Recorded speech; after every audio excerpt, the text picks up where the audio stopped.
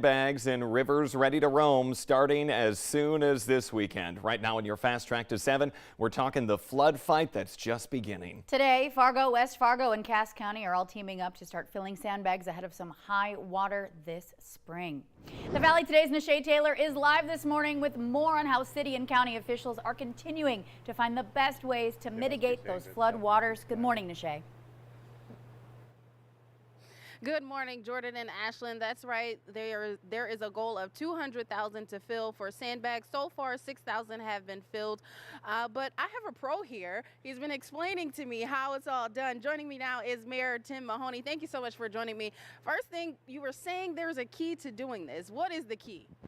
The key is when you're working the line, it's when your bag fills, make sure you pull it away and tie it up and get it ready right away. Our amateurs, when they first do this sometimes, will pull the bag away soon and then you fill your table with sand. So you can tell a pro when you go on the table, if it's full of sand, they've had a few mistakes when they were doing it. All right, yeah, you're such a pro yourself. So first thing, we started out with needing 100,000. Now it's up to 200,000. Is there a little bit of concern what this flood fight might turn into? Well, beautiful spring morning. When we get up this morning, the weather is about 35 degrees. And what we were having before is it freeze every night. Now we're seeing it's not freezing every night. So the rush at which the water can kind of melt and come to us is going to be faster. That's our concern. And if you combine that with the rain, you could have a quick rise of the river. We think we'll rise to about 30 feet, and then it's kind of a pause for a little bit, and then you'll see another rise. And that's what we're concerned about, is how high would that next rise go? Okay, and discussing the flood fight, how much more important was what we celebrated recently where the river was diverted? How much more important is that for what we may be looking forward to in the future? The diversion will be done in 2026, and at that time the diversion will fully be functional. Right now it's not functional. So once that's done, then sandbag goes away, because then we have this all covered by the project. We'll run 37 feet of water through the town, and the rest will go through the diversion. So when that's done, this will be an old-time passion. Maybe we'll have it in the museums that people can see what it's about, but it'll be fantastic. So we're about 3 years away from that, and so this is one of the things. This could be a big flood, or it could not be, but you have to be prepared. So the problem is always if you suddenly need sandbags, you need sandbags. In 2009, we needed 6.5 million. That's a huge difference to what we need now. But if you have the 200,000, you're ready to do it, because one, you make them, and then two, you place them. So the making them is first most important, to have a stockpile of sandbags, and then once you have that, you're ready for what comes. All right. Well, thank you so much, Mayor Mahoney. We're getting closer to that stage, as you say, but there is still a need for volunteers. They say that they need more for that afternoon shift. So head over to our website at valleynewslive.com. You can definitely find out the information on how to sign up and come help out in this fight and to help with the sandbagging. So reporting live in West Fargo, Nishay Taylor, Valley News Live. Yeah, incredible information this morning, especially when safety is paramount, Nishay. Yeah, very important stuff. Thank you. And a big reminder that all of the sandbags for Fargo, West Fargo, and Cass County will be filled at that same place. The City of Fargo Sandbag Central is not operating this year. And there are also 2 public meetings going on for homeowners to find out more about flood expectations. The first tomorrow night, 5:30 at the Fargo Dome. The second one is Thursday at 5:30. That's at Fargo City Hall, which is downtown. And spring floodwaters are already causing a problem at a rural Barnesville home. Take a look at this. Water is moving fast and surrounding a house. The entire front yard, as you can see, is swamped, and water is even making its way inside the home at this time. The family that lives there called for help, and county crews have been trying to clear out a culvert in hopes of lessening that rising water. My grandma was here, and the house basically just started flooding, and the house basically the water just started coming in like crazy, and our whole house got flooded. Now the family blames the flooding on the extreme amount of snow that we've had piled up all winter long. Time now for a look at our storm team forecast as we send things over to Lisa Green for the latest.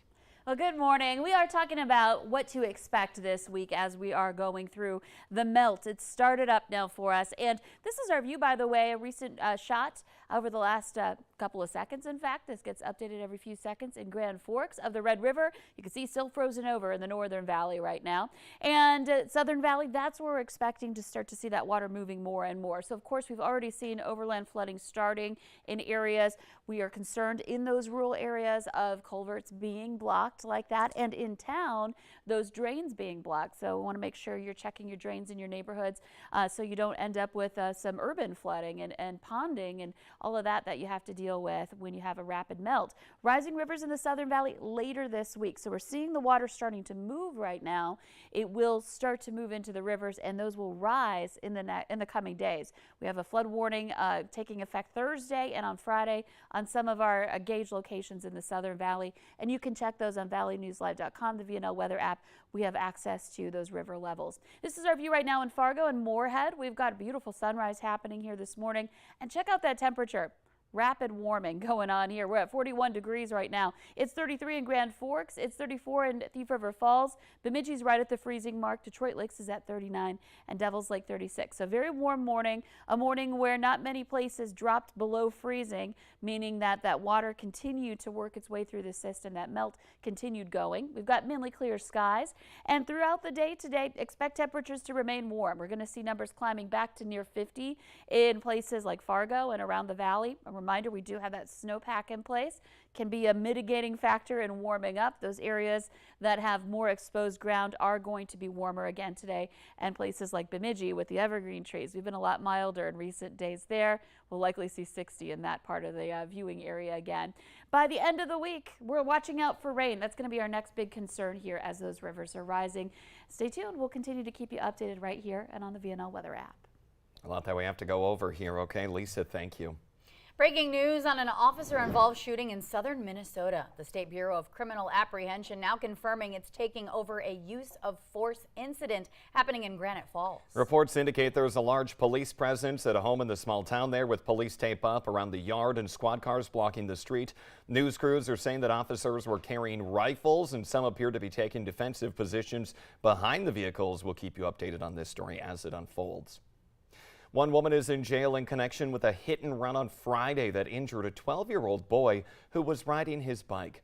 59-year-old Jacqueline Swanson of Moorhead was arrested yesterday for failure to stop after causing injury.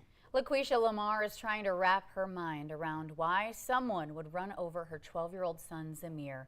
She says he was heading home from a friend's house when he was hit by a vehicle near Highway 10 and 21st Street that ran a red light.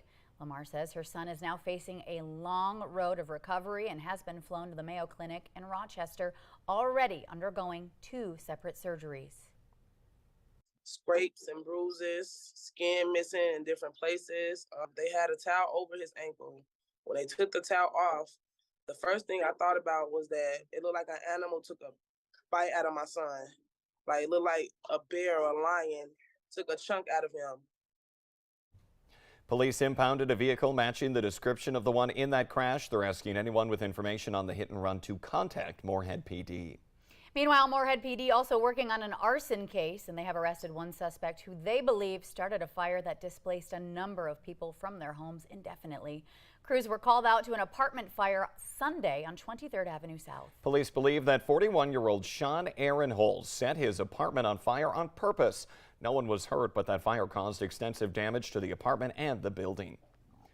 The speed limit bill is back before North Dakota legislators. State lawmakers are trying to revive the proposal to increase speeds on the interstate highways from 75 to 80 miles an hour. House members yesterday passed an amended version of the bill that was vetoed by the governor. This one deals higher speeding fines, use of seatbelts, as well as traffic fines.